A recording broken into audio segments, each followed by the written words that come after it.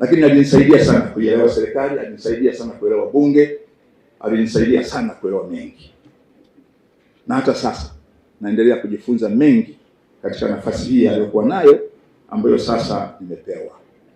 Sina nafasi nyepesi hata kidogo, na Lukuvi aliiweza kwa sababu alikuwa na vipaji vya aina yake, na ndio maana ofisi ya waziri mkuu itaendelea kumkumbuka kwa umahiri wake katika usimamizi wa shughuli za serikali bungeni, kuimarisha mahusiano kati ya serikali na bunge pamoja na viongozi wengine ndani ya bunge, na kusimamia ipasavyo nidhamu bungeni.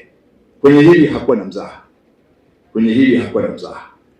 Kipaji ambacho Mwenyezi Mungu alimjalia kutekeleza majukumu haya kilimfanya kwa muda mrefu aendelee kuaminiwa katika nafasi ya waziri wa nchi anayeshughulikia bunge, uratibu na mnadhimu wa serikali bungeni.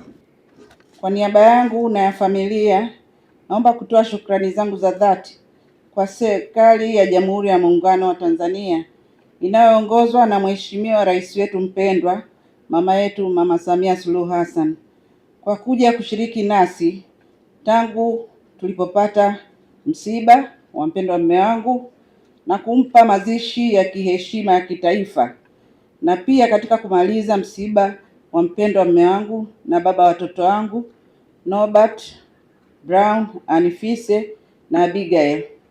Kipekee namshukuru sana Mwenyezi Mungu kwa maisha ya mpendwa wetu William Lukuvi, ambaye alikuwa ni baba, mume, babu, shemeji, kaka, mkwe na mtumishi wa serikali. Sisi wanajimbo la Eastman, na kwa niaba yao mimi kama mwakilishi wao, niseme kwamba Mheshimiwa Lukuvi ataishi kwenye mioyo yetu kwa kazi kubwa ambayo ameifanya.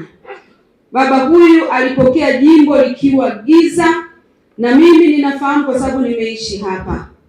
Lilikuwa hakuna usafiri, hakuna maji ya uhakika, matibabu ya uhakika. Tulipoteza ndugu zetu wengi kwa ajili hiyo, lakini yeye kwa kushirikiana na serikali ya Chama cha Mapinduzi wameweza kututoa mbali na kuweza kutufikisha hapa tulipo.